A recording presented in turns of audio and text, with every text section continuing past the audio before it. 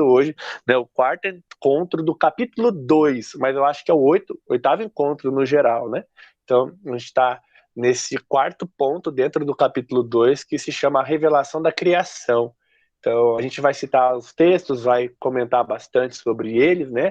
Trechos do livro, então fica em paz aí que vai dar tudo certo. Mas a gente diz, né, que é sempre bom ter o livro em mãos. Eu adoro rabiscar, eu adoro marcar, então fique à vontade aí também.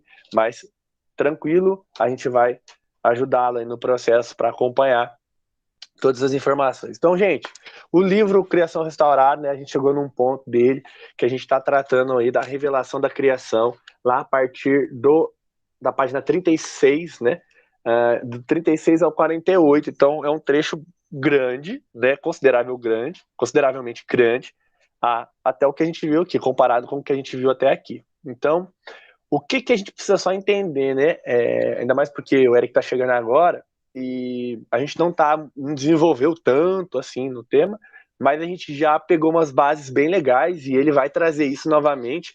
É legal que o último ponto que a gente tratou, ele é bem curtinho, então foi até engraçado que o Samuel, outro rapaz que nos ajuda aqui, um irmão que nos ajuda, ele chegou faltando meia hora para acabar o encontro, que normalmente, o Eric, é das 8 às 10. Ele falou assim, cara, eu não sei mais o que falar, porque já fechou aqui. Então, em comparação com este trecho, com este ponto que a gente vai tratar, é bem extenso. Então, vou precisar muito da ajuda de todo mundo para poder desenvolver as ideias aqui. Mas, a princípio, o que ele vai trazer para nós? Uma linha de pensamento, quando ele vai tratar da revelação da criação. Então, ele vai falar da criação, né? Ele vai falar da queda, ele vai falar de como Deus conduz a humanidade, né?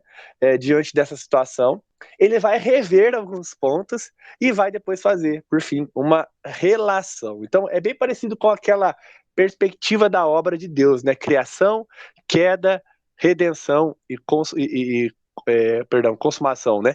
Enfim, então ele vai trabalhar sempre dessa maneira e a gente está vendo ele sempre retomar alguns pontos que ele já tratou lá atrás para poder, de fato, né, cravar na mente da gente. Então, para abrir mesmo a discussão, né, a gente debate muito sobre o que ele escreve, eu queria só trazer para vocês a definição que ele faz sobre lei da criação, né? Já no primeiro parágrafo aí, debaixo do título A Revelação da Criação, ele diz assim: definimos a lei da criação como a totalidade da atividade soberana de Deus com relação ao cosmos criado. Então, a partir desse pontapé que ele traz para nós, ele vai explicar o que de fato é a criação de Deus, né? Qual a finalidade da criação de Deus.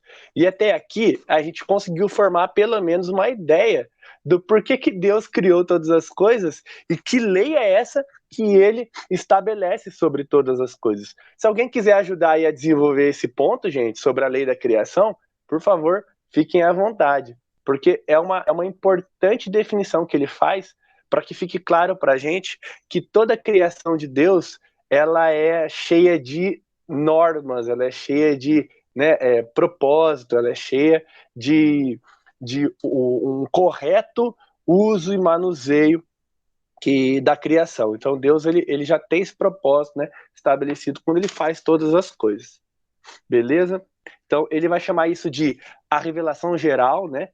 A lei da criação ela é reveladora, ou seja, ela emana conhecimento. Então, por que tem um propósito? Qual que é o propósito da criação de Deus? É comunicar conhecimento. E ele traz o texto famoso, né? O texto que acho que foi até a Laís que comentou um dia aí, que é o Salmos 19, de 1 a 4, né? Se alguém puder abrir aí e ler para a gente, para entender o que ele está querendo dizer com esse comunicar conhecimento. Aí pode abrir o áudio aí e fazer a leitura, por favor. O Celso. Opa, pode ir, Larissa. Ô, Brenda, pode ir. Ah, não, eu queria saber qual é. Salmos 19, de 1 a 4. 19, de 1 a 4. Tá embaixo aí, ó.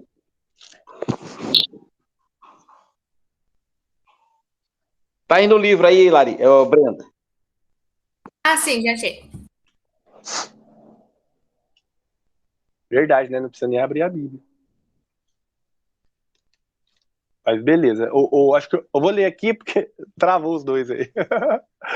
Diz assim: os céus proclamam a glória de Deus e o firmamento anuncia as obras das suas mãos. Um dia discursa a outro dia, e uma noite revela conhecimento a outra noite. Não há linguagem, nem há palavras, e deles não se ouve nenhum som. No entanto, por toda a terra se faz ouvir a sua voz e as suas palavras até os confins do mundo. Então, olha a profundidade do que a gente está estudando, né? A gente está estudando a revelação da criação. E não é à toa que é um dos trechos que a gente está estudando que são mais longos, né? Pode falar, Carlos. O Salmo 19, você vê que do 1 ao 6, do versículo 1 ao 6, ele vai falar da criação mesmo, né? E é interessante que o Salmo 19 é uma revelação realmente de Deus. Revelação de Deus. Porque do 1 ao 6, que vai falar da criação, ele vai mostrar o poder e a glória de Deus, criadora. Do 7 em diante, do 7 ao 10, ele vai falar dos mandamentos, estatutos, lei, e vai revelar agora o caráter de Deus. Então ele revela a grandeza, o poder criador e o caráter de Deus na sequência. É um negócio fora de série, ele é lindo mesmo. E é legal que faz parte, e isso é um pensamento que a gente precisa ter, né? A questão da criação, da lei, da forma que o povo vive, né? Da condução que Deus traz sobre a relação que Deus traz a partir da criação com a sua palavra. Olha, gente, o mandamento de Deus é nada mais do que isso, como se relacionar com aquilo que ele fez e com quem ele é, da maneira que, né, ele requer de nós. Então, é importante a gente sempre ler, né, os textos a partir da estrutura deles. Né? Tem uma estrutura no hebraico que se chama quiasma, né? Que o texto é interessante, os Salmos tem muito isso, né? Que o último verso, o primeiro verso conversa com o último, o segundo com o penúltimo, o terceiro com o antepenúltimo.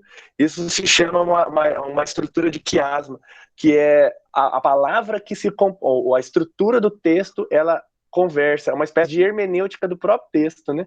Então, olha que legal que o Carlos trouxe, né? Olha, daqui a aqui ele fala sobre criação, daqui em diante ele vai falar sobre a lei, e mais para frente ele vai desenvolvendo o ponto. Então, a partir desse pontapé que ele dá, como eu falei para vocês, ele traça uma linha de pensamento, ele vai falar sobre a criação. E o que é comum para nós? O que vem depois da criação?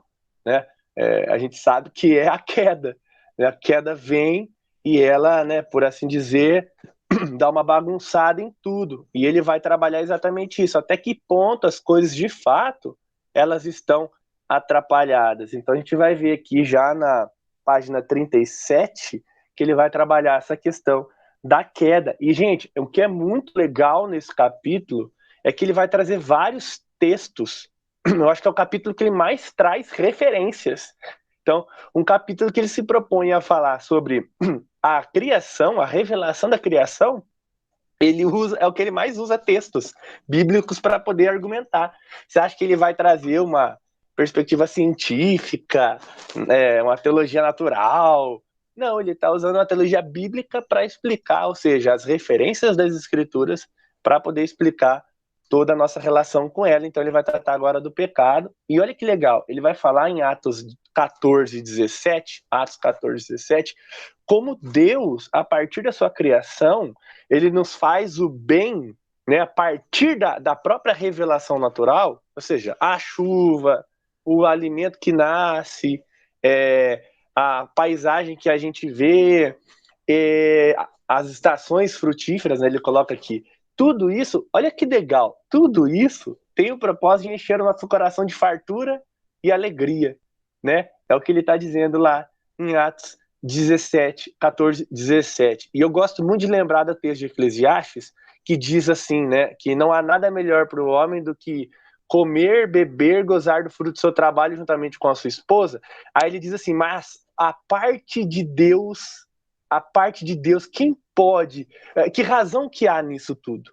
Então, ao mesmo tempo que Deus faz o bem para nós e enche o nosso coração de alegria, se a gente não reconhece que vem de Deus, isso não tem, é aquilo que Paulo fala, né? A gente pode fazer todas as coisas, a gente pode falar em línguas, a gente pode curar, a gente pode realizar milagre, mas se não tiver amor, ou se não tiver o quê? O propósito final de Deus em todas as suas coisas, que é reconhecê-lo, né? Amar a ele ao próximo como a si mesmo, amar a Deus sobre todas as coisas ao próximo a si mesmo, não tem sentido. A gente está fazendo algo que acaba ali, né? Não tem uma repercussão no sentido, né, divino para a glória de Deus. Aí ele vai falar de Romanos 1,18. Romanos 1,18 é o clássico texto sobre o homem ser indesculpável diante da criação.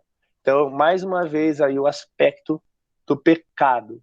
Aí ele lá embaixo, quase no final da página, ele traz um outro texto muito legal também, e pouco utilizado, pelo menos na minha relação com Romanos, é Romanos 2, 14 a 15, né? Que ele vai falar que aqueles gentios que não têm lei, quando eles andam conforme a lei, eles são, né, a lei para eles mesmos. Então, mas assim, por que eles são? Por que eles têm uma espécie de concordância com a palavra de Deus? Porque Deus emana conhecimento na sua criação. Carlos, por favor, pode falar. Eu tinha até grifado essa parte aí no meu livro aqui. Eu coloquei umas anotações do rodapé, porque é tão interessante isso aí que eu sei que a Bíblia é universal, mas isso hoje, na época do Antigo Testamento até a vinda de Cristo, não. Ela era algo, e ele vai falar isso lá na página 48, ele vai falar que era algo de um povo único. Era mandamento de um povo único, ou seja, os demais povos não tinham lei.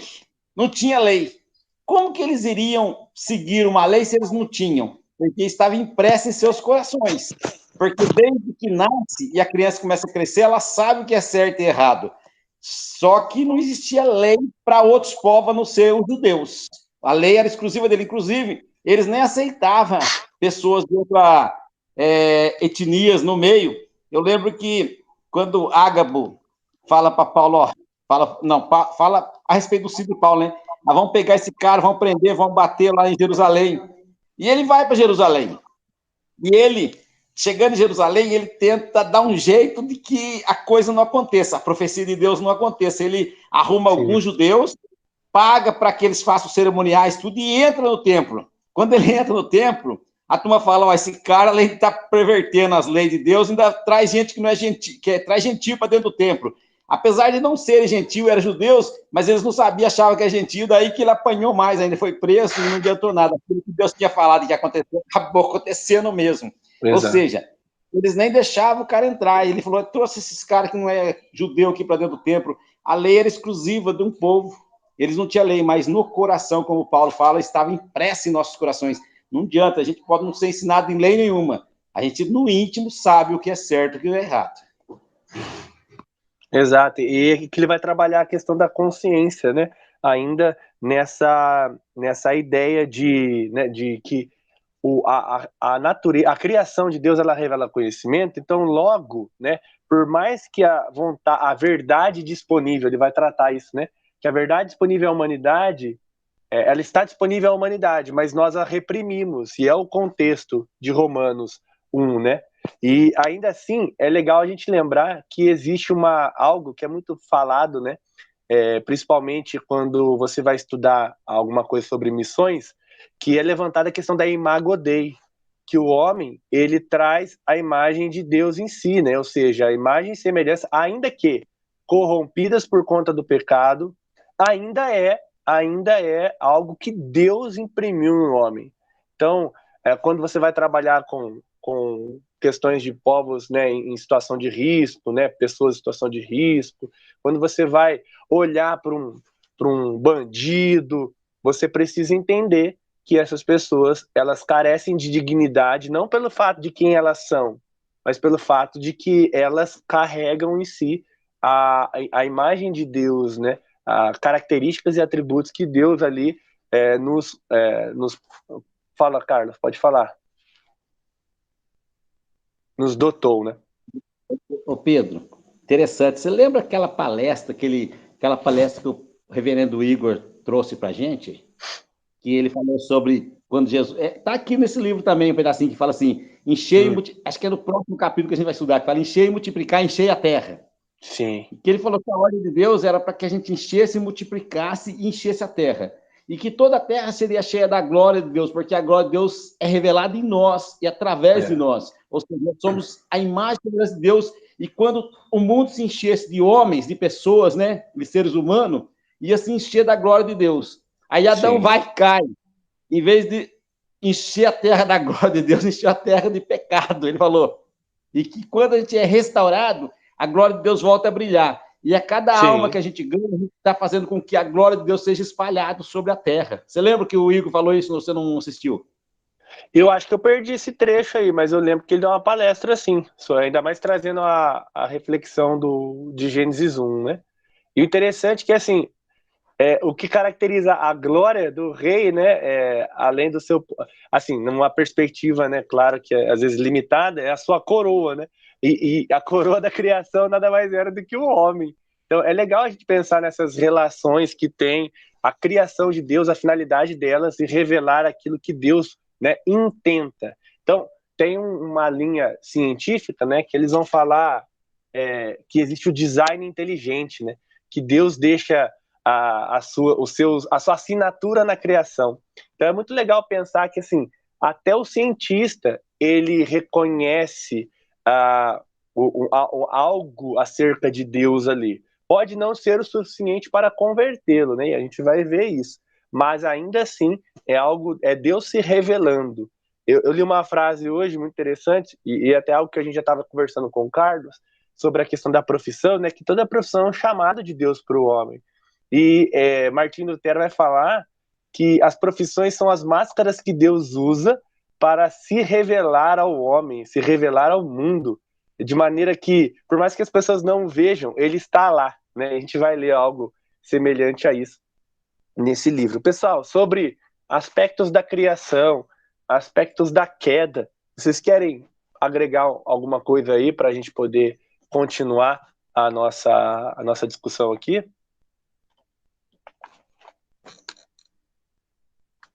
Ainda não? Fala, Hélio.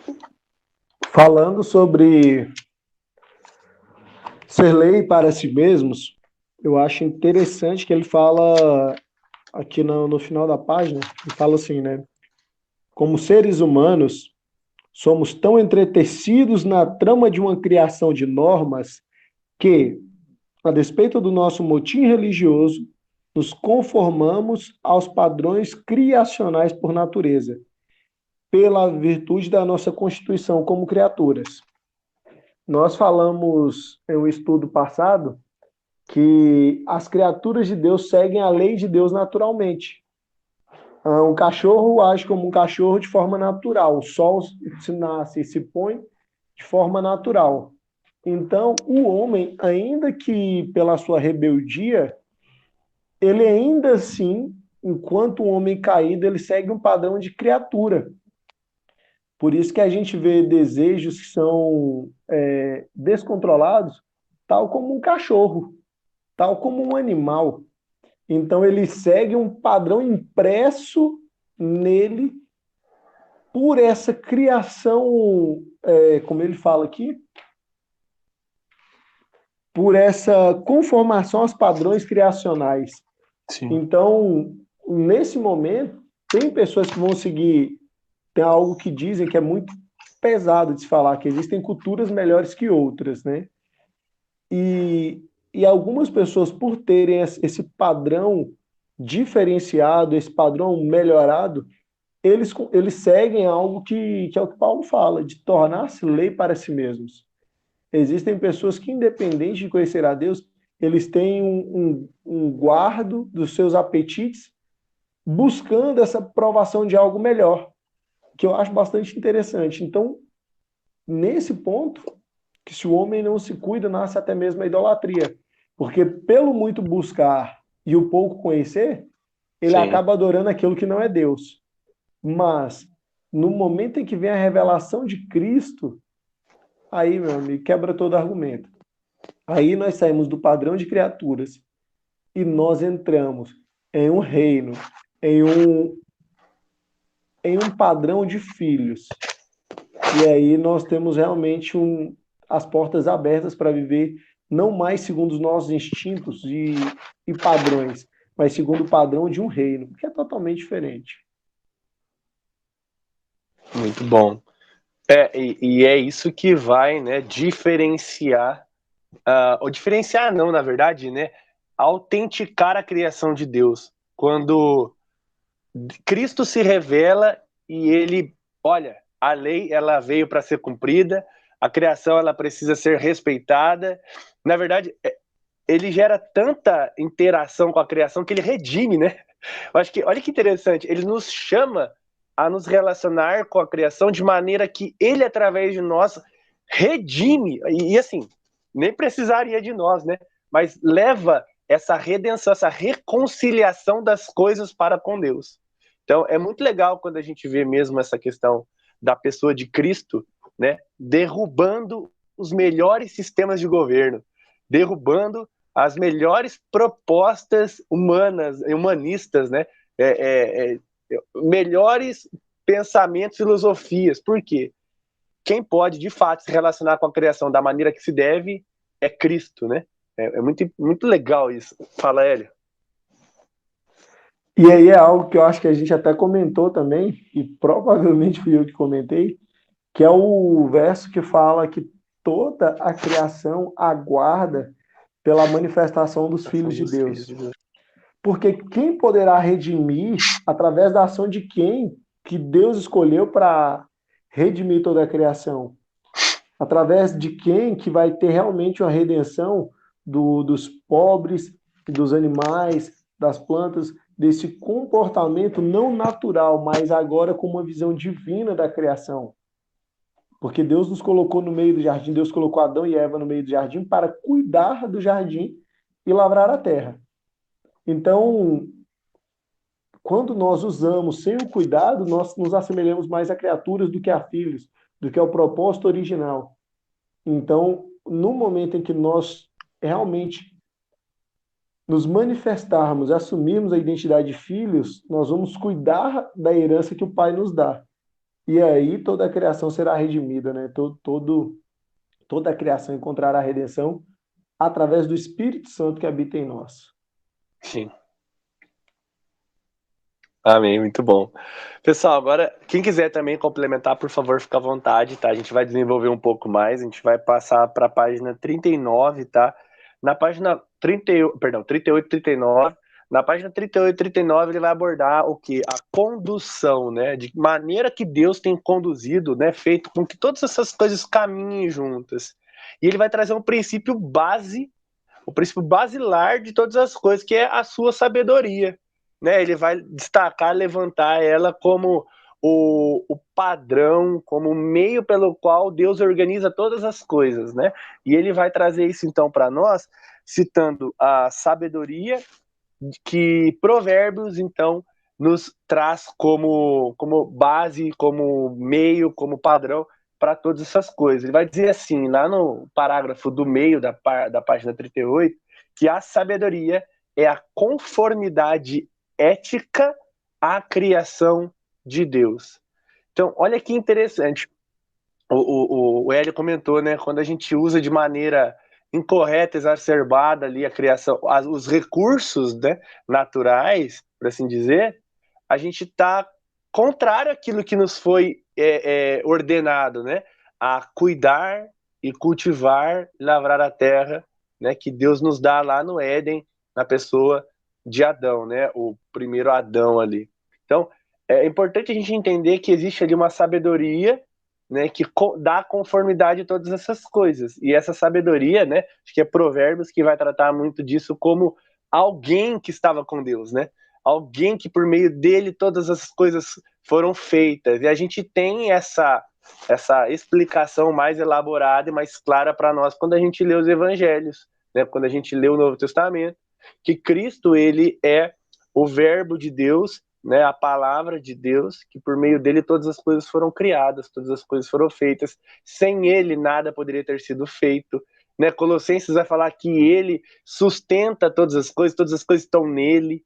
Né? Então a gente precisa entender que assim, existe um propósito sobremodo excelente na criação, que é honrar a Deus mediante ao padrão que ela exige, um padrão de sabedoria, e que esse padrão é Cristo, né? Então a gente precisa ter isso bem definido para nós. Então a condução de Deus é mediante este padrão, né? Como o Hélio falou, e traz o texto, né, que a criação aguarda a revelação dos filhos de Deus. Quem que Deus manda para o mundo? O seu próprio filho.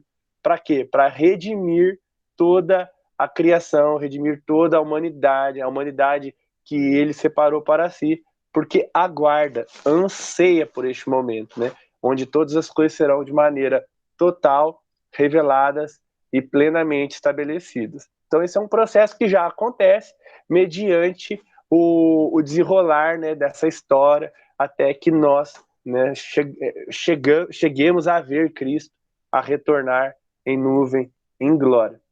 Então é muito incrível assim como Deus vai fazer e como Deus se propõe a trabalhar por meio da relação do cristão com a criação. Então ele traz aí referências de Provérbios, né? Provérbios 1, Provérbios 8, né? De 22 a 23, 27 a 30, lá em Provérbios 8. Ele vai falar também sobre... É legal só a gente pular um pouquinho.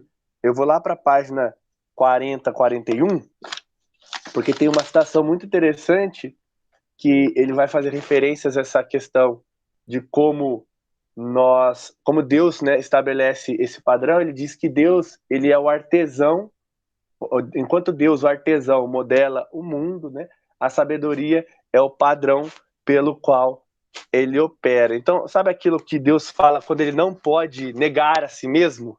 Quando Deus que diz que a palavra dele não volta atrás, é a ideia de que a sabedoria de Deus é o padrão de todas as coisas, é a maneira que ele se relaciona com aquilo, é a maneira que ele lida com todas as coisas, né? É interessante que Deus vai dizer, a palavra de Deus vai dizer que ele tem nada deixa de ter um propósito debaixo do céu, né, debaixo do sol. Todas as coisas têm uma finalidade, ou seja, desde a criação até aos homens, até o propósito de revelar de salvação dos homens, condenação e por aí vai. Então, até aqui a gente está lidando um pouco como Deus conduz todas as coisas, né? E lá na página 41, gente, eu enumero os parágrafos, tá? Então, o parágrafo 11, que está abaixo ali de Isaías 23, 29, que é um texto que ele diz que é central para a gente poder entender essa relação, né, da revelação da sabedoria de Deus na criação. Né? Depois vocês leem Isaías 28, de 23 a 29, mas no parágrafo 11, olha o que ele vai dizer para a gente. O Senhor ensina ao fazendeiro a sua tarefa, né, porque o texto vai falar isso. Há um modo certo de arar, semear, debulhar, dependendo do tipo de grão que se está plantando. Endro, cominho, trigo e espelta. Cada um deve ser tratado de maneira diferente. Um bom fazendeiro sabe disso. E o conhecimento dele também vem do Senhor, porque o Senhor o ensina. Esse não é um ensino por meio da revelação de Moisés e dos profetas, mas da revelação da criação. O solo, as sementes e as ferramentas da experiência diária. E ao escutar a voz de Deus no trabalho das mãos que o fazendeiro encontra o caminho da sabedoria agrícola. É como a gente perguntar assim, eu não sei com o que vocês trabalham, né? Eu sei que o Hélio é vendedor, Hélio, desculpa. Imagina só, como é que Deus se revela para o Hélio em vendas? Como que Deus molda a visão e o trabalho do Hélio no seu trabalho? Diz aí, Hélio. Eu vou discordar concordando com o livro, viu? Porque se você ler nos 5 primeiros livros da Bíblia, eu não vou lembrar ali se é em Números, se é Levítico, se é Deuteronômio, que o Senhor vai ensinar o processo de lavrar a terra. Tipo, você vai falar lá, você vai plantar por 3 anos, no 4º ano, no ano da colheita, você não consumirá desses primeiros frutos.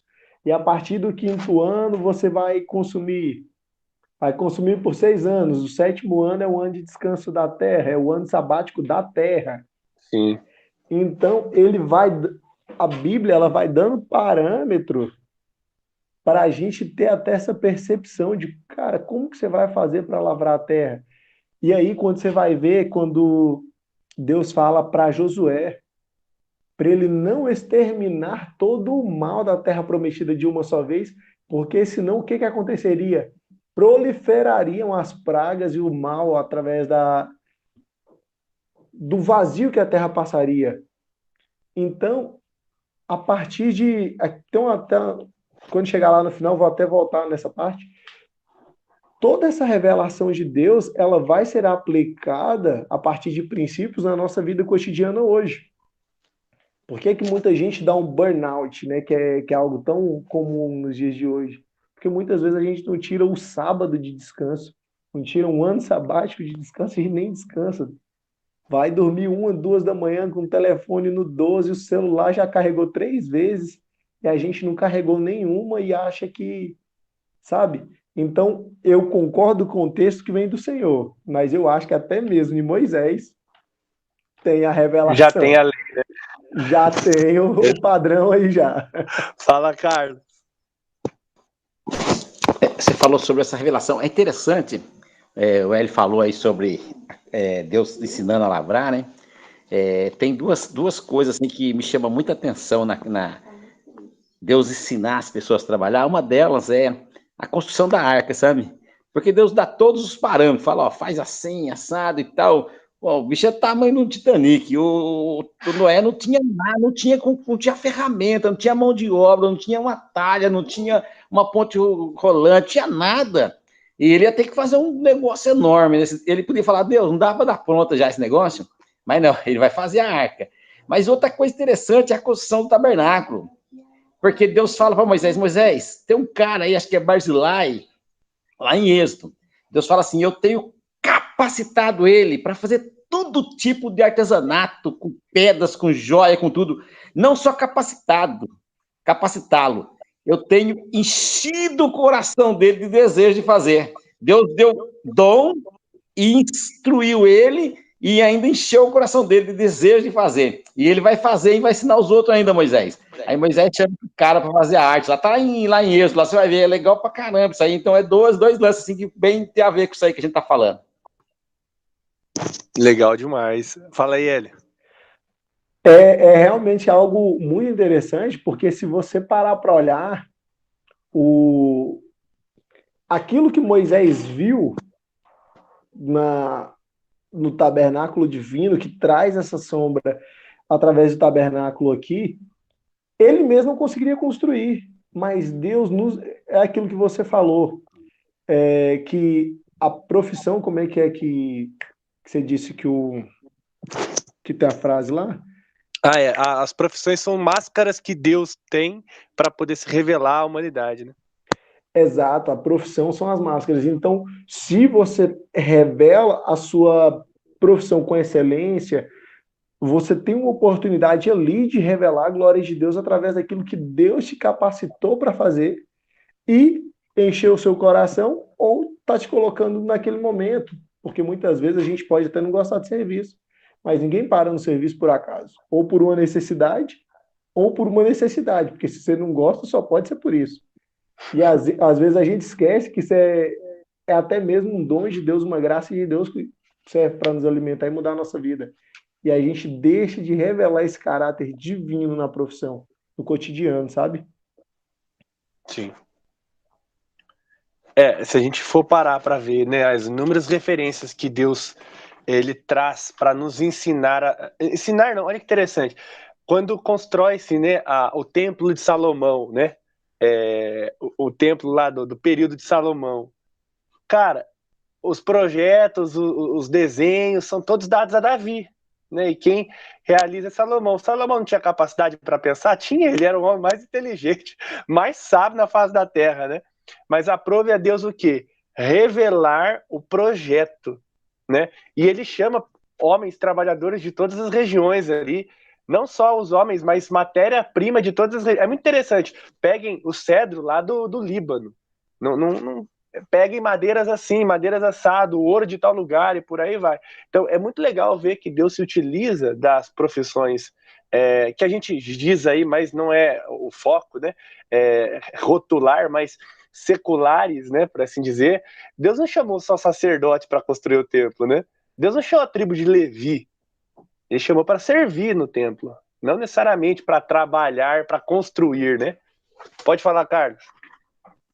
Você falou isso aí, é verdade, mas lá na reconstrução do muro com Neemias, lê lá o pessoal que está construindo lá para você ver. É boticário, é ourives, é padeiro, só não tem construtor lá. O resto tem tudo. Tem até mulher, tem um cara que não tem filho, ele pega uma parte do muro, ele e as filhas dele e ataca lá. É só pessoas que não têm a profissão de construtor, só não tem construtor ali, o resto tem tudo, até boticário tem lá. É verdade, né? Isso mesmo. Mas é interessante, né? Tudo que Deus vem fazendo no sentido aí de revelar-se, né? Revelar seus propósitos, se utilizando da mão de obra, dos recursos, tem um propósito de se revelar, né? É legal que o povo aprende a se guardar, a guardar o coração construindo o muro, né? O povo, olha, vocês não guardaram o coração, pecaram contra mim por causa da sua idolatria, vocês foram para o exílio. Aí volta do exílio e levanta os muros, né? Ou seja, gente, vocês estão deixando de cuidar daquilo que é precioso, ou seja, do seu relacionamento comigo, né? Do relacionamento do homem com Deus. Então, através da nossa profissão, a gente consegue, né? Deus faz isso através de uma venda justa, através de um atendimento, foi muito falado disso, né, de profissões no encontro passado, a Laís deu exemplos, né, através de um atendimento da Laís, né, como dentista, chega um ponto que ela deixa de ser a dentista e continua sendo o que ela sempre foi, uma cristã, porque ela vai ouvir as necessidades daquela pessoa que não tem nada a ver com a profissão dela, né, porque se ela faz, não, agora eu sou dentista, não vem falar de problema sentimental comigo, que eu não sou psicólogo. Né? Tipo, não, o que você está pensando? Eu tô aqui, eu tenho que cuidar do seu dente, não do seu coração. Né? Então, mas como nós somos, antes de tudo, cristãos, como antes de tudo, Deus nos chama a ser o que Ele nos fez para ser, seja na profissão que for, todas as coisas devem ser submetidas a ele. É por isso que o padeiro vai, o marceneiro vai, o cara lá que era mordomo vai, e por aí, e assim se segue, né? Então todas as coisas Deus submete aos propósitos dele, né? Que é servi-lo, que é adorá-lo, que é engrandecê-lo, é servir na sua casa como povo dele, independentemente daquilo que você faça, né? Por isso que a gente não pode criar esse dualismo. Trabalho santo é trabalho de ministro. Não, não é. Trabalho santo é o trabalho que você faz para a glória de Deus. Fala aí o Carlos. É interessante que justamente isso que a Bíblia diz, né? Fazei tudo como Exato. ao Senhor. Fazei tudo mesmo assim, para tratar as pessoas e fazer as coisas como para o Senhor. Sim. E para a glória do Senhor. Se não fosse assim, não teríamos tantos exemplos na Bíblia, né? Como José, como Daniel, como os três, né, amigos lá, Sadraque, Mesaque e Abednego. Então, o que a gente mais tem é referências acerca de como servir a Deus na cidade dos homens, né, por assim dizer. Cara, tem um texto em Jeremias que é fera demais, que é Jeremias 29, né, que vai falar assim, olha, trabalhem na cidade, né, se casem, façam o bem, né, produzam. A ideia de, cara, não está em Jerusalém, não tem a questão não é se você está ou não em Jerusalém, a questão é se você serve a Deus em Jerusalém e fora dela, né? Então é por isso que Deus vai nos instruindo através de todas as áreas da nossa vida, né? Já dizia lá o Abraham Kuyper, a gente sempre lembra aqui, não uma área sequer, não há centímetro sequer na existência da humanidade, da criação, que Cristo não diga é meu. Então, tá difícil no seu trabalho? Faça o que Deus, né, lhe chama a fazer, ou servi-lo no seu trabalho, né, engrandecê-lo lá. e por aí vai. Então, gente, essa é a condução de Deus mediante a criação. Deus vai nos revelando os seus propósitos, as suas finalidades diante de todas as coisas, né? E ele vai nos dando esse conhecimento que emana da própria criação, porque ele criou todas as coisas com propósito para serem comunicáveis, né? Comunicar a sua glória. Diga aí, Carlos. Você falando isso aí, eu tava pensando, eu tava pensando em alguns personagens assim, que é antes da lei, né? Mas Boa. que você vê que eles faziam as coisas para a glória de Deus. Eu vou dizer assim, Abraão, Isaac e Jacó, né? As pessoas viam que Deus era com eles, não tinha jeito. Você vê que, por exemplo, eu duvido que Labão não falou, esse cara, Deus é com esse cara aí, pô. Porque ele tá tomando toda a minha riqueza. Porque ele falava assim, eu vou dar para você só as pretas, nascia só preta. Só as listradas, nascia só listrada. Só as malhadinhas, nascia malhada. Esse cara tá de brincadeira comigo. Então, principalmente esses três, Abraão, Isaac e Jacó, o povo da terra lá, e ainda não tinha uma lei, não tinha um conhecimento profundo de Deus, mas o povo da terra olhava e falava, Deus é com esse cara aí, não é possível. Muito bom, é isso mesmo, né? E ele via através do trabalho, né? Da bênção. A Reforma Protestante vai falar muito disso, né? Sobre a importância do trabalho, né? Da produção, né? Da venda do valor justo, assim como é necessário fazer um trabalho digno. Enfim, é um tema muito importante para nós, muito caro para nós, essa questão do trabalho, né? E ele vai se revelando dessas maneiras, né? Então a gente também não tem que tomar cuidado, que assim, não é o trabalho em si, né?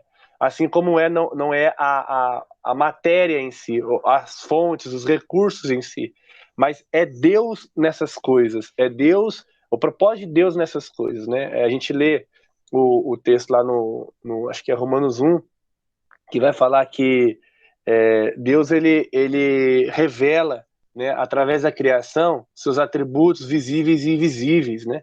Então, olha como Deus se coloca, né, como o principal tema, o principal assunto mais precioso na sua obra.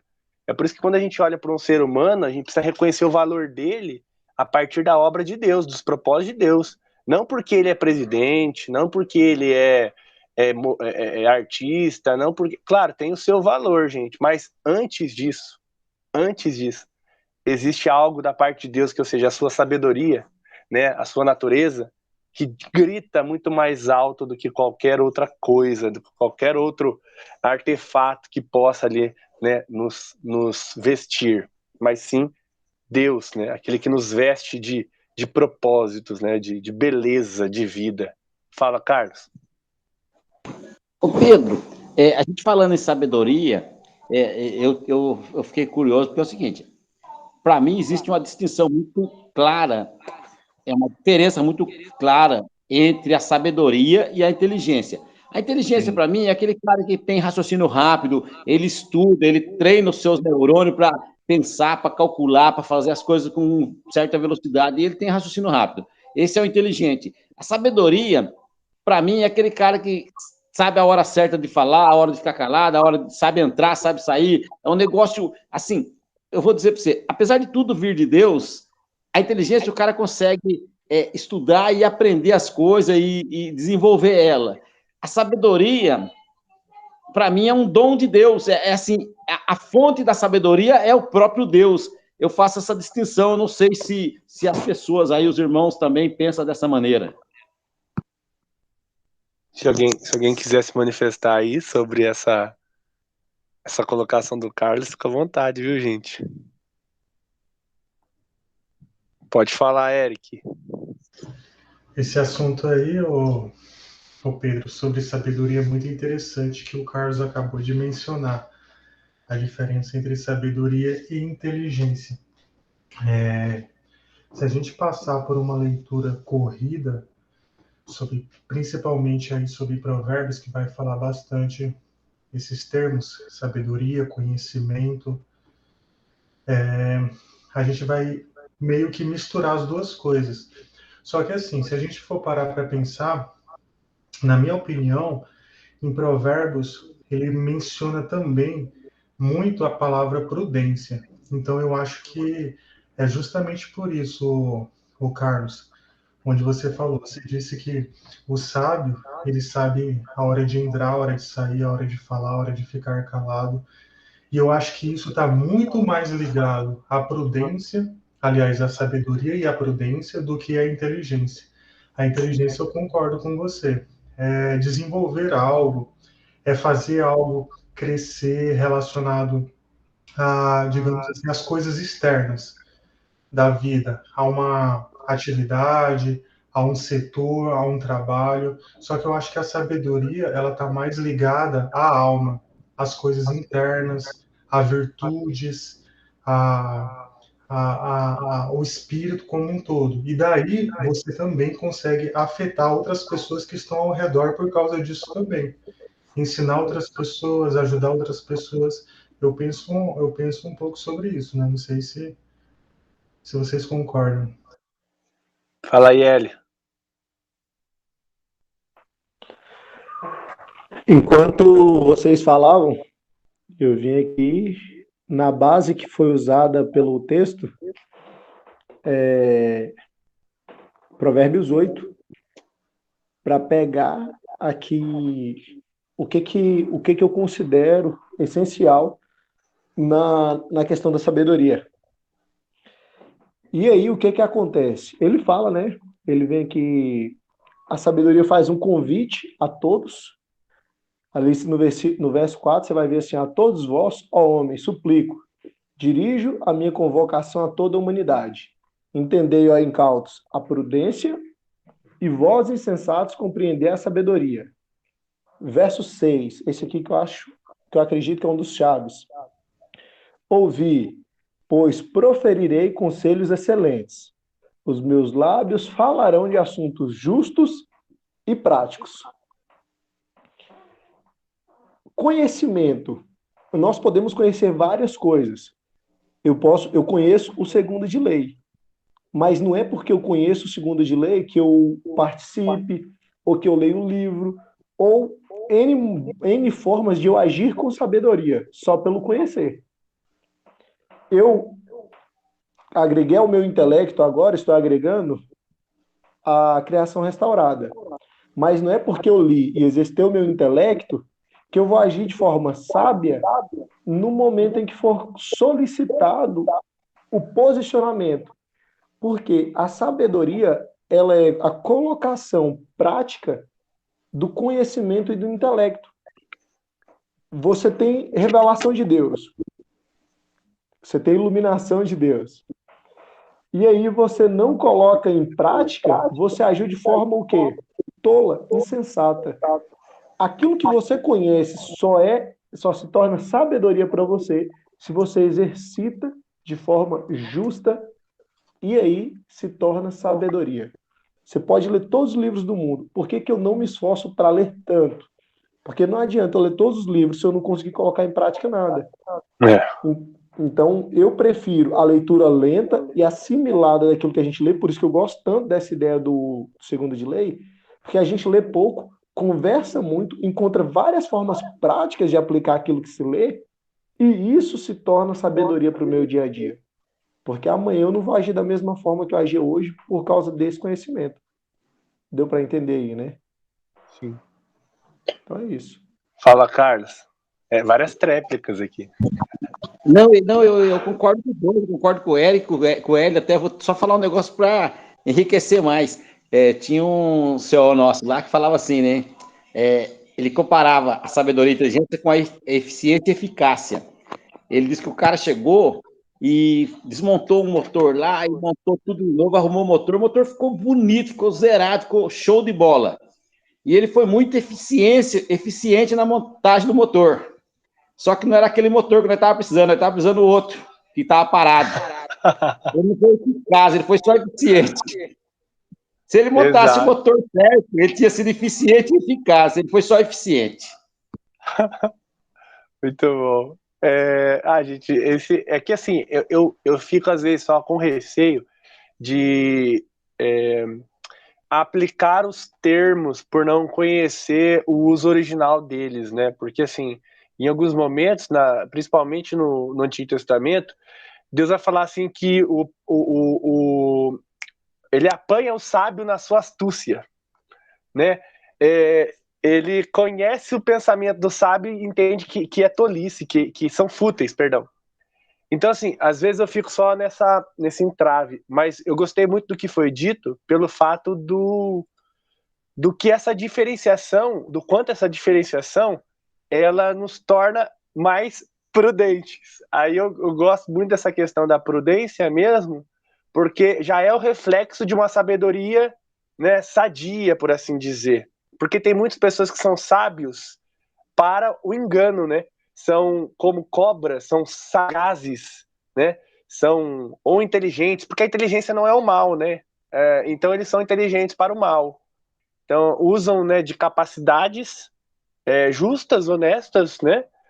Louváveis, mas para o mal. Mas assim, eu só fiquei pensando nisso porque a gente vai entrar agora numa colocação que o autor vai fazer, ainda na página 41, que ele vai dar início a essa revisão toda, né, que a gente viu até agora, criação, queda, condução, de que existe uma necessidade, né, a partir aqui do segundo parágrafo na página 41, né, que essa implicação da revelação de Deus, ela na criação gera a ordem, né, criada, diz que a ordem da criação ela é reconhecível, ou seja, tudo que a gente está falando aqui, ela é percebível, né? Não necessariamente usada corretamente, como a gente já viu a questão do pecado.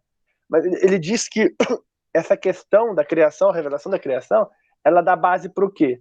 Para o discernimento e o entendimento. Acho que é aquilo que o Hélio colocou aqui. Não basta eu conhecer, eu preciso saber me relacionar. Não adianta nada que eu saber que o Lei ele tem a proposta de ler um livro a cada 4 meses, que tem encontro toda segunda-feira, das 8 às 10, média de 10 pessoas, se eu não entendo que eu preciso fazer parte, né? Se eu não entendo, ou seja, que eu preciso me aplicar para que aquele conhecimento, que aquele meu discernimento daquilo que existe, porque eu discerni, beleza, é isso, mas eu de fato entendo, eu vivo aquilo, né? A gente passa a entender aquilo que a gente vive, né?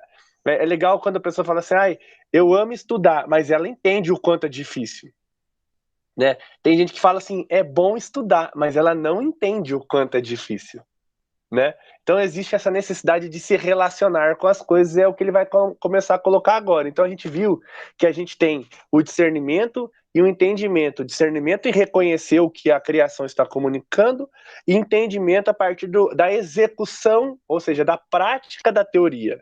Então a gente está caminhando. Ele vai falar que isso tanto na ciência quanto na vida diária, né?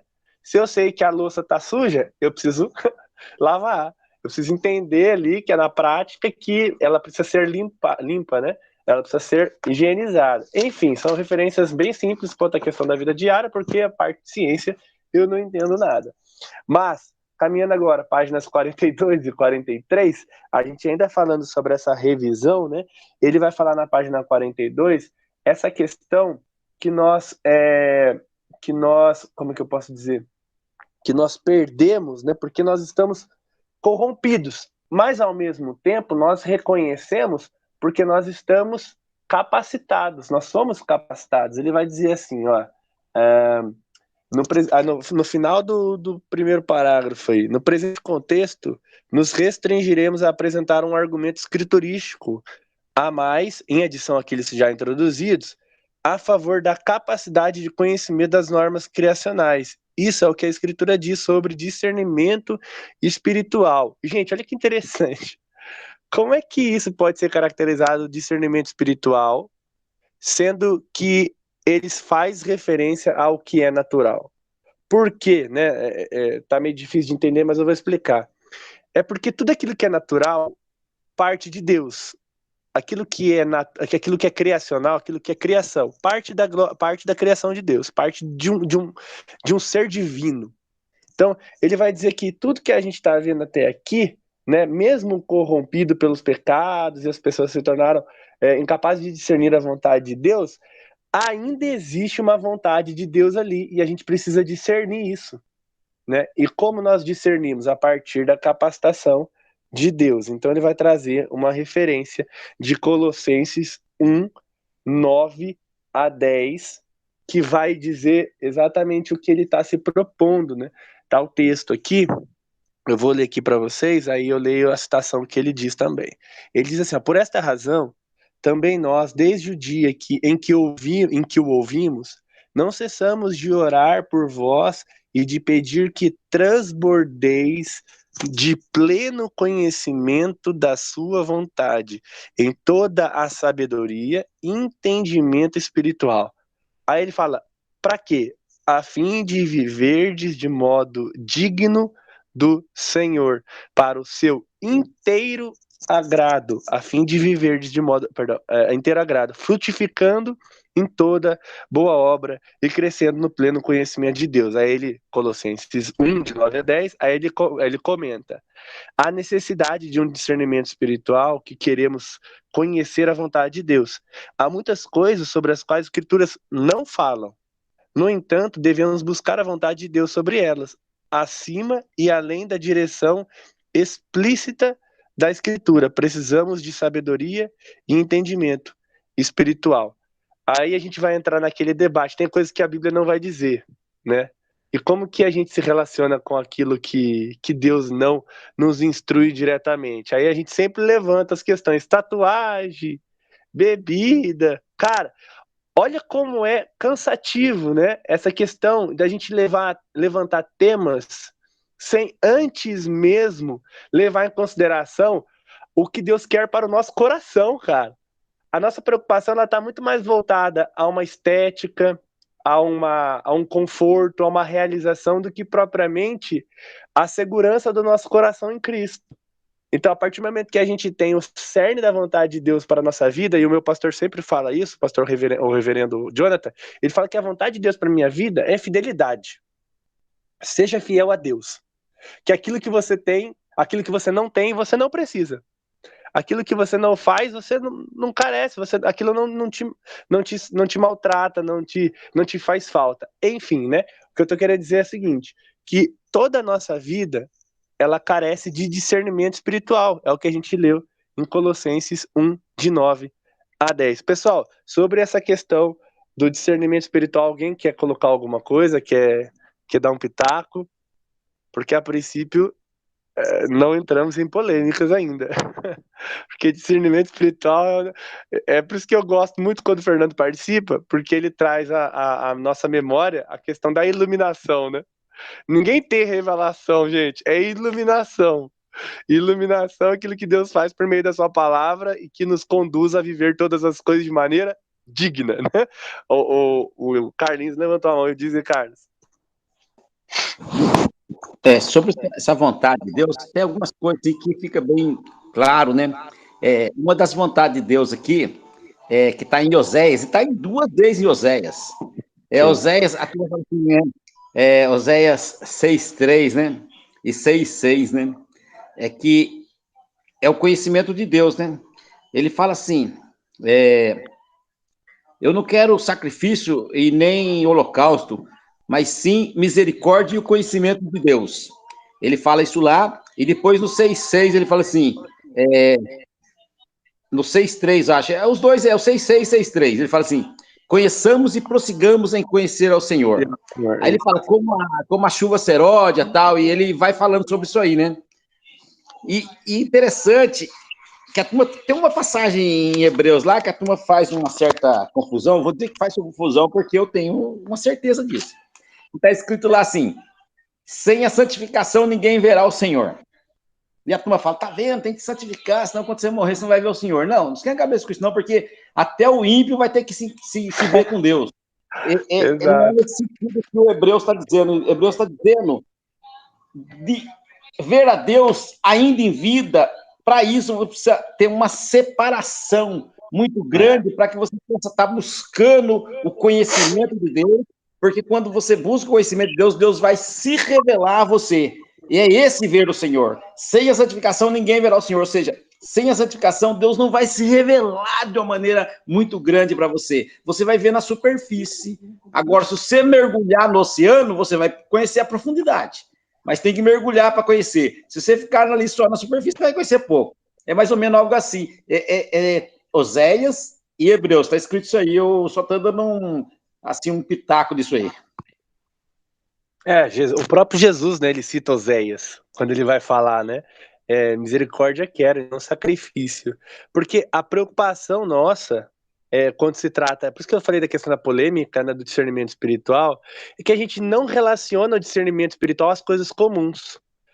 A gente já falou muito disso, a gente sempre lembra da Tish, né, no livro Liturgia do Ordinário. O próprio o nome do livro ele é sugestivo, liturgia, ou seja, as coisas comuns elas se tornam culto para nós, porque o que a gente faz na vida comum, no ordinário, é para Deus, cara. Eu tô lavando a louça, é para Deus. Deus se revela a mim ali, quando eu tenho a paz que excede todo entendimento, no momento em que, poxa, meu filho sai 5 horas da manhã para ir trabalhar, volta 11 horas da noite da faculdade. Como uma mãe passa o dia dela? Ela passa o dia em culto, cara. Né? A gente falou isso também no último encontro do Romanos 12, né? Oferecer os vossos corpos como sacrifício vivo e agradável santo e agradável a Deus, pois esse é o vosso culto racional. A gente acabou de ler o texto de 1 Colossenses 1, que diz que, cara, é nas coisas do dia a dia, para que você pratique as boas obras de Deus. Deus se revela ali e agora, né? Como o Carlos falou, porque é um processo de santificação onde Deus se revela, onde Deus é visto, né? Onde nós retiramos as máscaras, né? Tipo, olha, esse trabalho que eu estou fazendo, na verdade não sou eu, é Deus, sabe? É Deus que está fazendo todas as coisas através de nós, e nas coisas que já existem ele se revela, porque a gente lê na palavra de Deus que os atributos visíveis e invisíveis de Deus se revelam na criação. Amém? É isso que é discernimento espiritual, cara. A gente também não precisa criar. Claro, existe uma evolução. Paulo viu o terceiro céu, né? Paulo fala o terceiro céu. Mas assim, gente, é o propósito de Deus se revelar e é o que vai acontecer. A gente vai ver. Só que tem coisas que Deus aguardou por um tempo em que ele há de revelar plenamente para todos, como o Carlos falou. Até o ímpio vai ver a Deus, né? E a gente precisa ter essa consciência, porque às vezes a gente espiritualiza demais a espiritualidade sem discernimento, né? Uma espiritualidade, como que fala? É um fogo estranho, né? Tem um título de um livro assim, né? É uma espiritualidade estranha. Então, que a gente tenha essa consciência de que Deus se revela na criação e a gente precisa desse entendimento e discernimento espiritual a partir desta ótica. Alguém quer complementar alguma coisa sobre essa questão aí do discernimento? A gente entrou. Fala aí, Ed. Fazendo uma amarração, a gente já falou aqui sobre o que é a cosmovisão, a criação, a lei, e agora a gente fala do discernimento espiritual. Quando a gente falou sobre criação e a extensão da criação, a gente fala que tudo o que foi criado desde o primórdio e até hoje e até o fim é parte da criação, porque a criação e a manutenção de Deus, elas não se separam, né? Sim. Então, quando a gente fala assim, de que momentos a gente precisa de discernimento espiritual? E aí é como você falou, a gente gosta muito de debates inúteis, a gente gosta muito desse cachorro correndo atrás do próprio rabo, e aí a gente esquece que, cara, o discernimento espiritual é para todo o tempo. Então, a gente vai fazer uma faculdade, e aí você sabe que aquela faculdade pode não ser a melhor, que vai te afastar de Deus. Tem um colega meu, de serviço, que quando a namorada dele foi entrar na faculdade, o pastor falou para a mãe dela: todo mundo que entra nessa faculdade se afasta da igreja. Sua filha não vai ser diferente. Se você quer que sua filha fique na comunhão, não deixe que ela entre. E aí o que esse cara falou? Pastor é louco. Pastor aí era todo errado, agora virou pastor que quer dar pitaco na vida dos outros. E aí ele tinha comprado uma casa com a menina, estava pensando em casamento, sabe? Padrão. A menina afastou da igreja, largou ele, fez um ribuliço por causa da casa. Final da história é que o pastor estava certo. Ele tinha o discernimento espiritual daquilo que poderia destruir a vida dos dois. Porque a gente não é chamado para terminar relacionamentos, mas para construir um relacionamento segundo a vontade de Deus.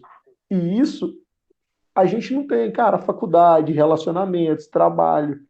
E por isso que muitas vezes a gente sofre, porque a gente esquece que o discernimento espiritual é para ser exercitado em toda a criação. Toda, não tem exceção, porque a criação e a manutenção de Deus, como a gente falou, são eternas e constantes, porque o fato dele me manter, o fato dele manter mais um dia, porque aquilo que a Raquel até falou, né? Imagina Deus como uma criança. Nossa, gostei, vou fazer o sol nascer de novo. Igual o Pequeno Príncipe fala que gostava muito do pôr do sol e queria ver mais vezes, né? Então, isso acontece, a gente às vezes perde isso, esse discernimento do cotidiano, como fala da liturgia do ordinário, e quer, não, eu só vou discernir agora nos momentos de revelação, no momento que eu for chamado para o dom de cura, eu vou discernir só na hora que eu for chamado para bater o pênalti no final da Copa do Mundo aos 45 e levar a taça para casa. Não, cara, se você não discernir no treinamento, você nunca vai nem para a Copa, quem dirá bater pênalti. Você tocou num assunto que é muito legal, né? A gente, principalmente os jovens, as crianças e os jovens, né? Acho os adultos também, mas assim, pra ficar, eu tava pensando em mim, falei, nossa, eu já fiz muito, eu faço muito isso. Mas sabe quando você vai fazer uma ligação? Você tá no seu trabalho, né? Você já orou para ir trabalhar. Aí beleza, você tá no trabalho. Aí você chega num trabalho, você vai fazer uma parada muito importante, você ora a Deus. Eu faço muito isso. Eu vou fazer alguma coisa muito importante, eu falo, Deus, me ajuda. Ah, Senhor. Aí o que eu tô vendo? O que eu percebo, né? Que a minha oração ali, ela se torna mais importante para mim do que a oração que eu fiz lá atrás. Aí eu começo, sabe, tipo, criar dimensões de oração, de orações fortes e não, a de manhã não foi tão suficiente assim, cara. Aí, quando eu me pego pensando nisso, eu fico assim, Senhor, eu já orei a Ti. E se eu pedir, o Senhor me ouviu. Hierarquia de oração, né? Vai criando ali, né? Essa oração. Graças a Deus, aquela oração da hora do almoço resolveu. Não, eu acredito que agora, né? Como o Hélio falou, a gente não tem que criar esses momentos. A gente tem que ter oração o tempo todo. Porque daí a gente vai criar uma espécie, né? A gente tem que estar em constante oração, orar sem cessar, né? Tessalonicenses 5,17. Por quê? Senão a gente cria um momento de êxtase da fé. Aquele momento é mais importante. Se eu não fizer aquilo, meu dia não vai.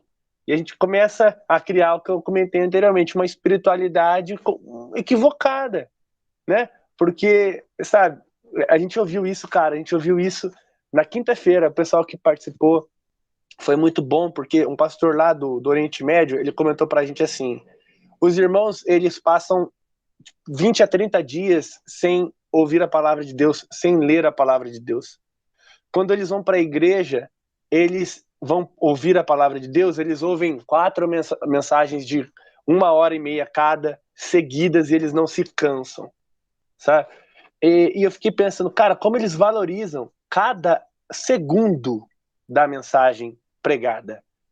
A gente valoriza só o domingo. A gente está ouvindo uma pregação durante o nosso dia, a gente, não, mas essa pregação é só para passar o tempo, sabe? Cara, se a pregação da palavra de Deus é Deus falando. O cara tá lendo o texto, o cara tá lendo a palavra de Deus. É importante do mesmo jeito.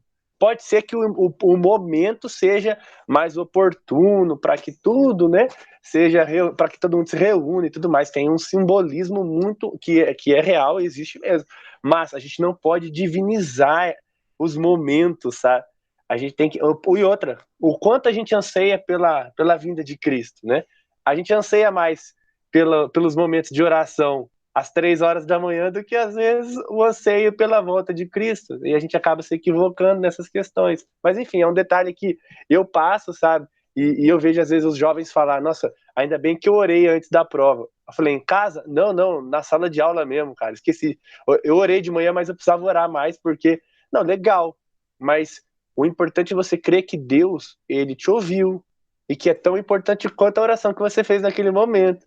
Porque daí ele não vai estudar, vai chegar ao ponto que ele não vai estudar mais, ele só vai orar antes da prova, porque deu certo, aí vai dar certo de novo, ué. É um momento crucial, é agora ou nada, Deus. Então a gente tem que tomar esse cuidado. Mas o que eu queria dizer é o seguinte, né, que no final da página 43, Por que eu tô falando dessa questão da espiritualidade, né? E a gente está discutindo ela. Porque ele vai dizer que, assim, visto que a vida humana, em todos os seus aspectos, é um acontecimento completamente espiritual.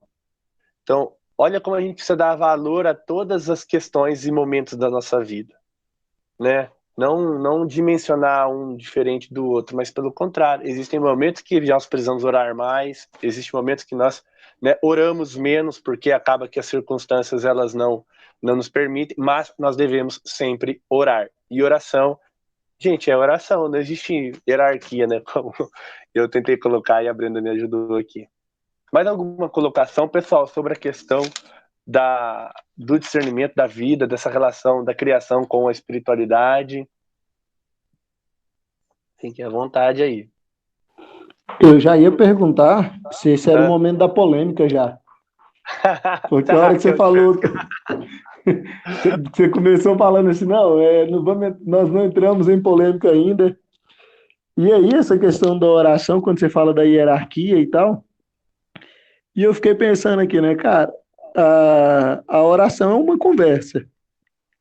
E igual aqui, nós nos sentamos para conversar, então nós criamos um ambiente de conversa que seja propício. Eu, particularmente, eu venho aqui para o quarto, que é um quartinho de oração / escritório, e aí aqui cria-se um ambiente que a conversa flua por 2, 3 horas, tranquilo. Mas no serviço eu não conseguiria manter esse mesmo padrão de conversa. Então, por isso que às vezes, igual, eu gosto muito de ouvir as pessoas. Acho que por isso que eu gosto também de falar. Eu vou assimilando o que as pessoas falam e fico repetindo depois.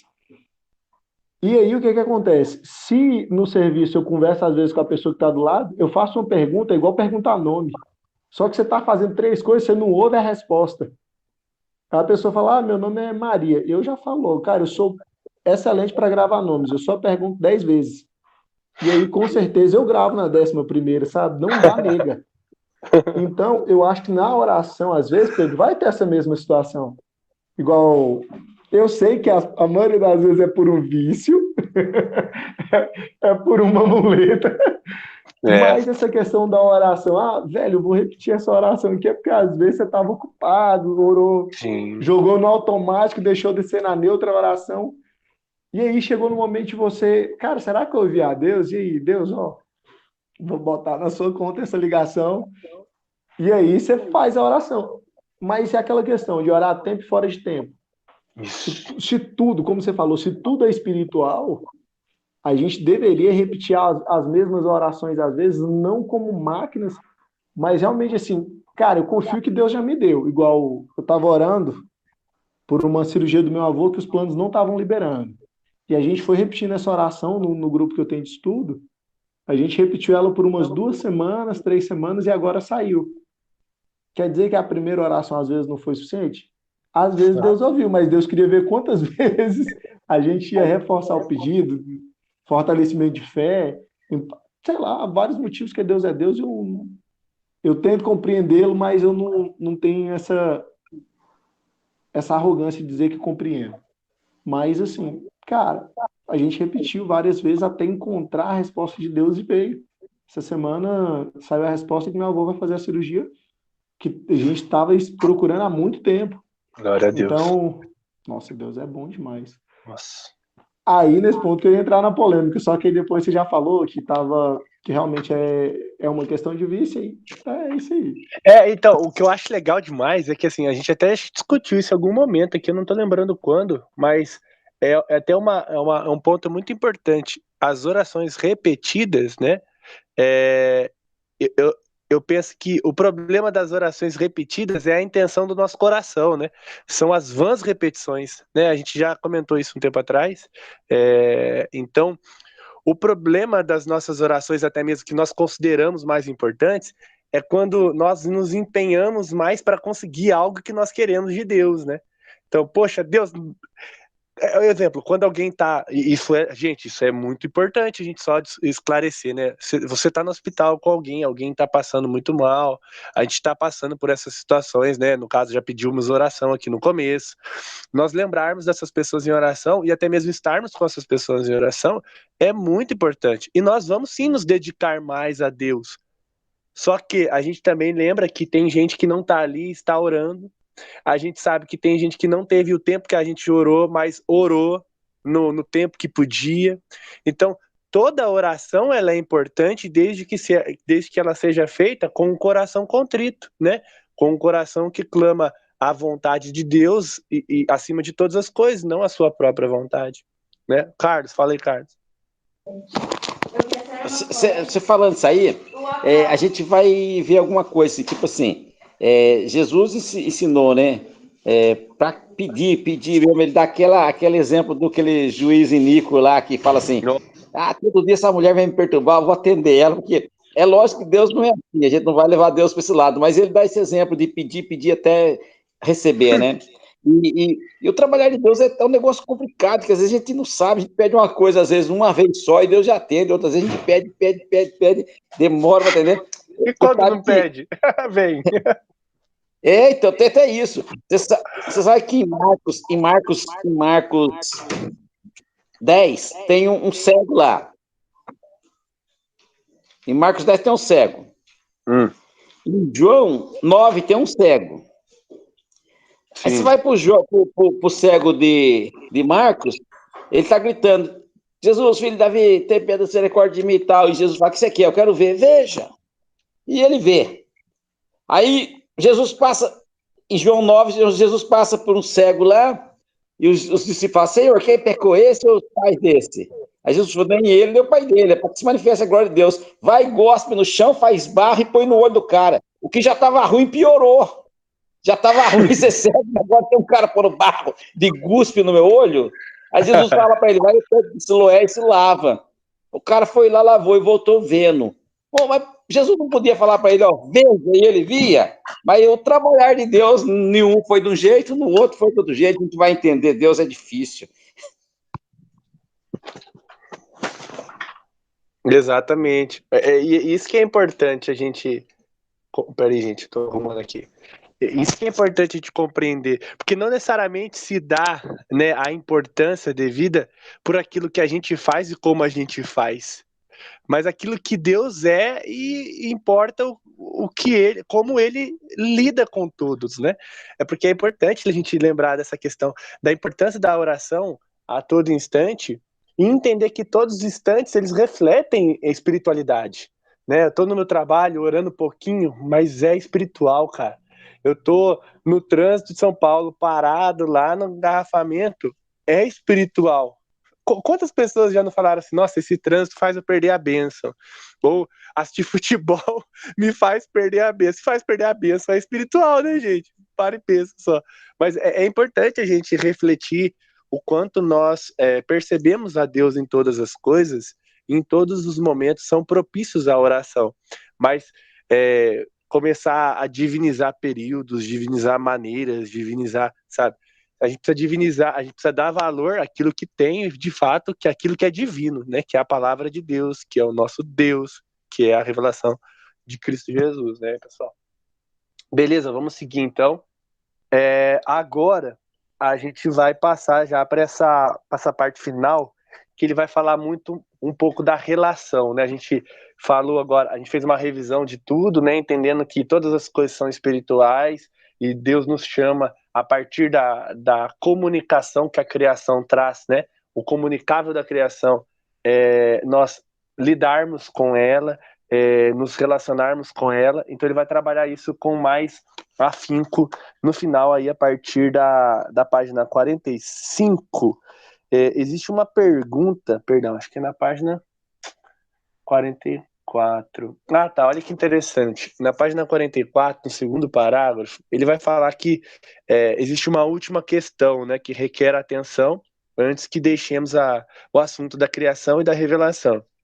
Ele diz que o quanto nós damos valor para a criação e para a revelação dela pode trazer a nós um discurso contrário ao valor da escritura, né? A gente coloca em grande ênfase a revelação geral, né, que é a criação de Deus e a lei estabelecida nela, e a gente corre o risco de minimizar a revelação especial, ou seja, a palavra de Deus. A gente acaba comprometendo né, esse princípio de sola escritura. Então ele está dizendo, isso acontece? Será que isso é um problema a partir do momento que a gente traz à luz aí a importância da revelação natural, da revelação da criação de Deus? O que a gente precisa entender, ele vai pontuar aqui. Primeiro, ele diz que a revelação natural de Deus, a revelação da criação, ela como mensagem de salvação é inútil. Tá? E a gente já discutiu isso. A criação não salva ninguém, tá, gente? A criação ela não tem essa finalidade. Mas a criação, ela tem parte, né, pelo contrário, né, ela tem parte na salvação no sentido que ela vai ser restaurada. Né? Ela aguarda o quê? A revelação dos filhos de Deus. E os filhos de Deus revelam o quê? A salvação de Deus. Né? Quando Cristo vem, nos restaura, nos converte, nos traz para Ele, até que todos nós sejamos de fato, finalmente reunidos para que todas as coisas sejam restauradas. Então, ela vai ser incluída nisso, não no sentido que ela precise de conversão, né? Mas ela precisa ser restaurada, redimida por completo. Então, ela não tem a finalidade de redimir, mas ela vai ser redimida, ela vai ser restaurada. É o tema do livro, né? E ele vai trazer, então, essa questão da inutilidade. Ele vai também trazer uma citação na página 45, que é muito importante, que é o final do primeiro parágrafo, que ele vai falar o seguinte, né, ainda sobre essa questão de como nós precisamos relacionar todas elas. Antes disso, Carlos, fala aí. Um ponto importante que ele fala aqui é que, no sentido que ele, é aqui no parágrafo mesmo da página 44, que ele fala, no sentido fundamental, a Escritura é a história do nosso pecado em Adão e da graça perdoadora de Deus em Cristo. Isso mesmo. Ele vai trazer, então, no final, ele se preocupa em trazer à luz, né, a centralidade das Escrituras. Então, agora na página 45, no final do primeiro parágrafo, ele vai dizer assim, ao considerar todas essas questões individuais, né, ele deve continuamente ir à Escritura para certificar-se de que os seus procedimentos estão corretos. Então, o que ele está querendo dizer? Olha, sua relação com a ciência, sua relação com o trabalho, sua relação com as pessoas, tudo aquilo que a gente já tratou aqui, a gente precisa se certificar, né, de que os nossos procedimentos estão corretos a partir das Escrituras. Por que ele fala isso? Porque seria insensato e irresponsável se deixasse um texto isolado decidir a questão sem considerar instruções disponíveis, seus talentos e temperamento, necessidades históricas específicas e assim por diante. Só para não ficar tão confuso, porque ficou mesmo, o que ele está querendo dizer para nós aqui é de que assim, a gente sempre tem que recorrer às Escrituras. Sempre. Mas, ao mesmo tempo, existe uma necessidade de considerar instituições disponíveis, ou seja, né, recursos à nossa disposição a partir da criação de Deus, que nos ensinam também, nos comunicam algo sobre Deus. Fala aí, Ed.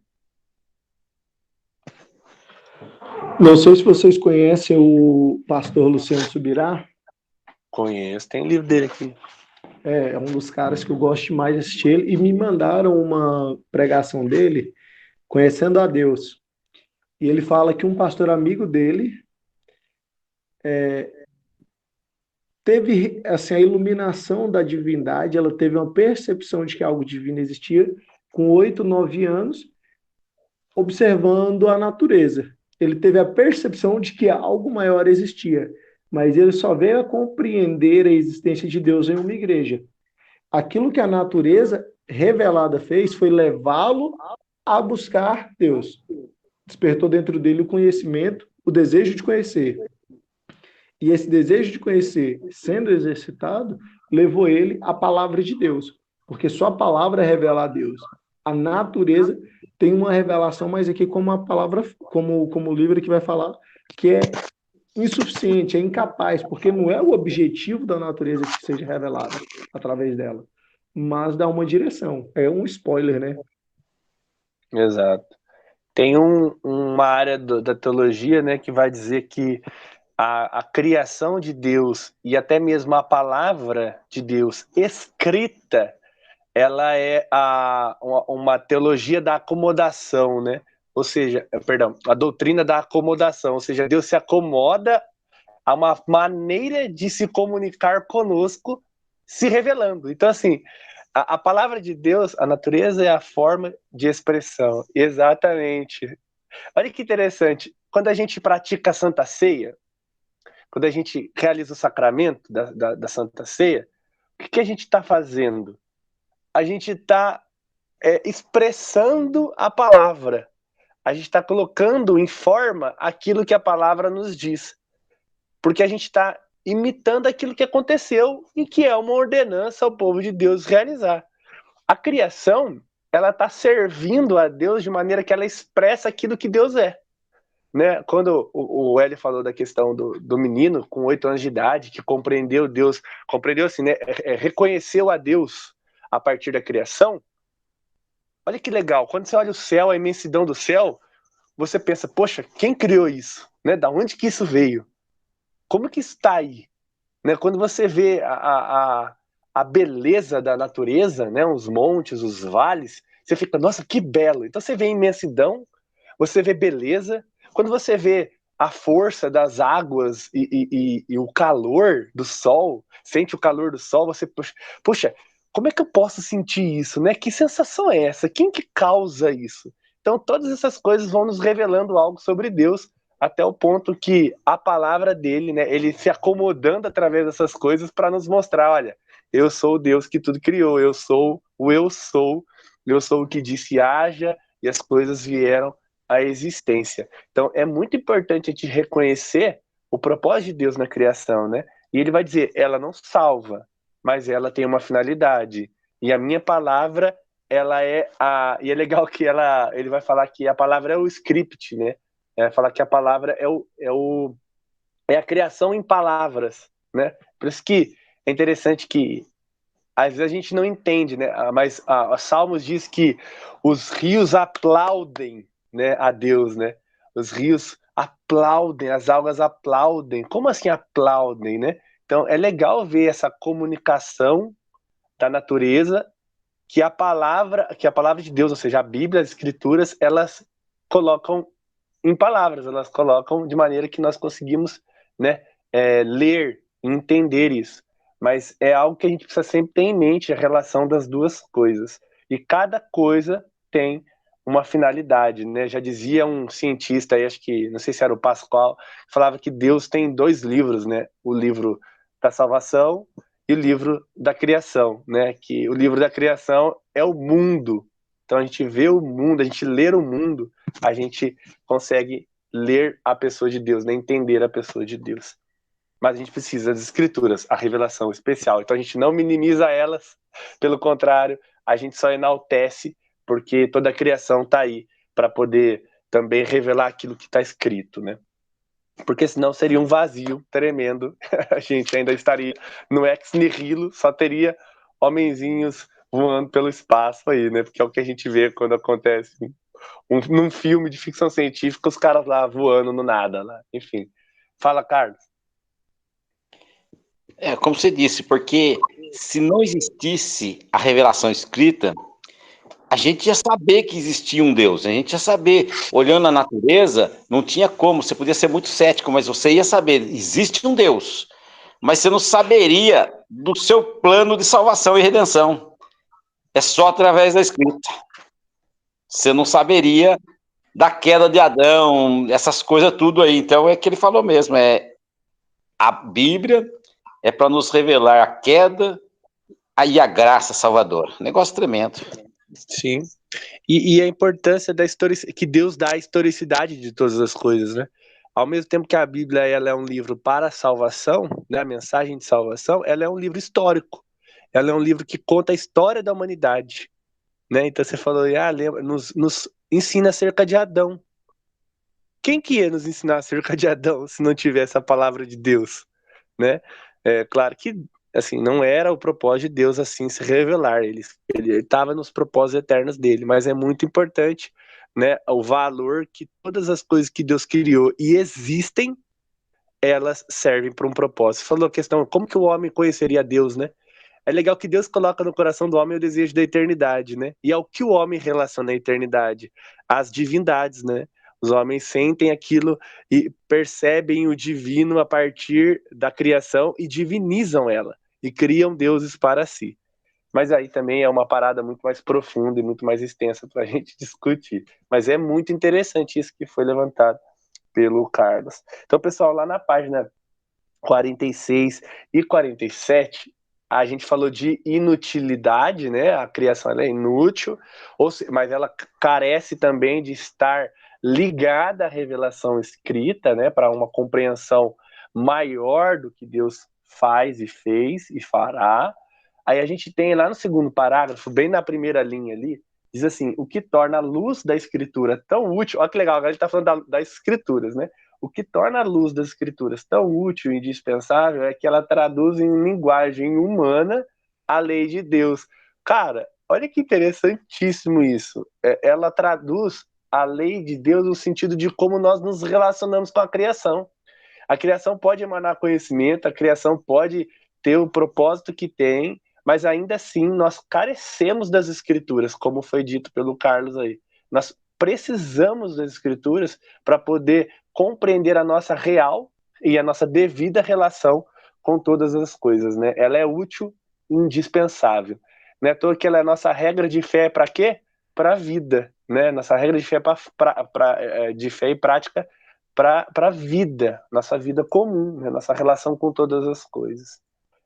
Caminhando para o final, gente, já está um tempo bem avançado, então a gente entendeu que a relação é essa questão de definir os pontos, né?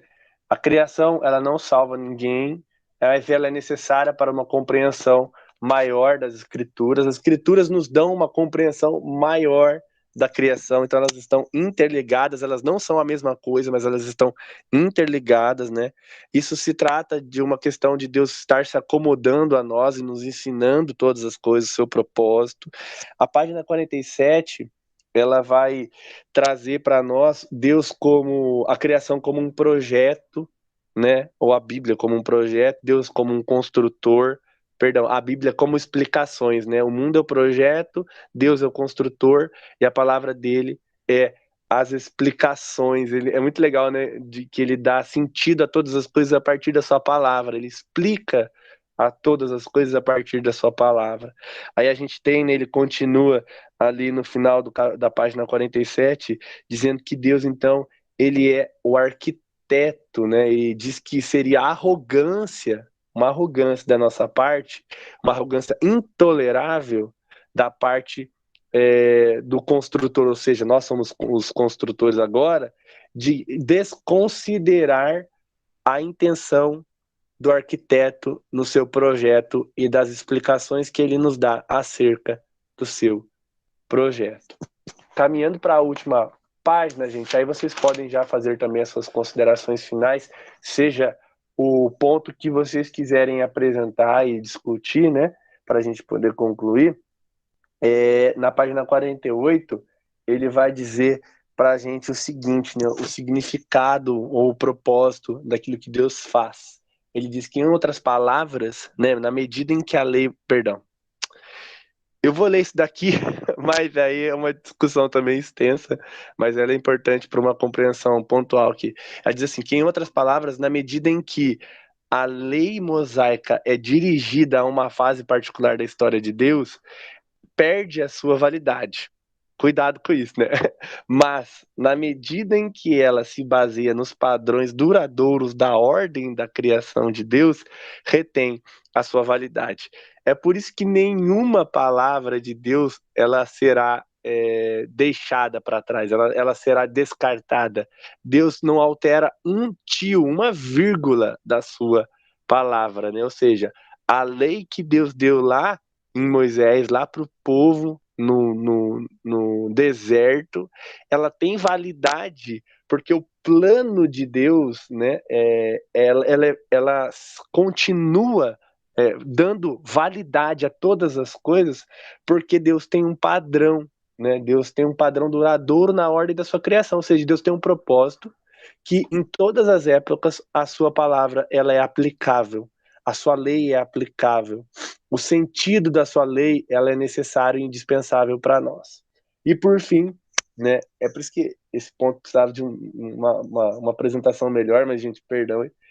No final do último parágrafo, lá antes do desenvolvimento da criação, é a frase que a gente conclui o estudo de hoje, que ele vai falar o seguinte, que em Cristo somos construtores artesãos, né? Ainda presos às direções explícitas do arquiteto, mas com liberdade considerável de implementar quando novas situações surgem. Aí a gente já entra, né? E o Hélio trouxe isso para nós quando ele lembrou, né? Que é indispensável para nós a pessoa de Jesus Cristo, a liberdade que nós temos no nosso Senhor, de a partir de toda a bagagem histórica, lei mosaica, profetas, vivermos hoje não presos aos moldes que Deus, né, estabeleceu e tinha uma finalidade naquele tempo, mas reconhecendo o valor de todas elas e utilizando muitas das vezes, né, a sabedoria e a santidade das palavras que Deus lá atrás pronunciou nos dias de hoje, né? A gente usa muitas referências proféticas para se referir aos dias de hoje, para certas posições nos dias de hoje, e elas não são vistas como retrógradas e arcaicas e fundamentalistas no sentido negativo da coisa, porque Deus traz a aplicação para o nosso tempo, cara. Deus faz isso, Deus, pelo teu Santo Espírito, a gente usa uma referência sede santos, como tu és santo, como Deus é santo, né? Dos profetas, e a gente fala de não quero misericórdia, perdão, não quero sacrifício, mas quero misericórdia, peço misericórdia, com muita liberdade, porque Cristo nos proporciona. Porque ele é o meio pelo qual nós vivemos toda a Escritura, né? Mesmo sendo ela, em algum momento, dada a Moisés, dada a Abraão. Sai da tua terra e parentela, é muito interessante, né? Quando a gente pensa em missões, né? Abraão estava fazendo missões, e nós também estamos fazendo, muitas vezes saindo da nossa terra, da nossa parentela. Isso para nós é confortável demais, porque nós não temos esse problema, né? De Antigo Testamento para os judeus e não para os cristãos, e por aí vai. Gente, essa é a extensão da revelação da criação de Deus, né? Essa é a revelação da criação. Todas as coisas têm um propósito, e todas as coisas para os cristãos, né, para nós que somos livres e libertos em Cristo Jesus, são aplicáveis, né? Nós devemos lidar com todas essas questões que são maravilhosas, gente. Não é um peso, né? Não é um peso de maneira alguma. Pelo contrário, é uma responsabilidade tanto, né? E é uma responsabilidade boa. É algo que nós ansiamos mesmo, é viver a vontade de Deus. Então, lembremos que todas essas coisas são para o nosso proveito. A criação está aí para o nosso desfrute, mas principalmente para a glória de Deus, seja a área que atuarmos, as condições que nós vivermos. Pessoal, considerações finais, por favor, fiquem à vontade.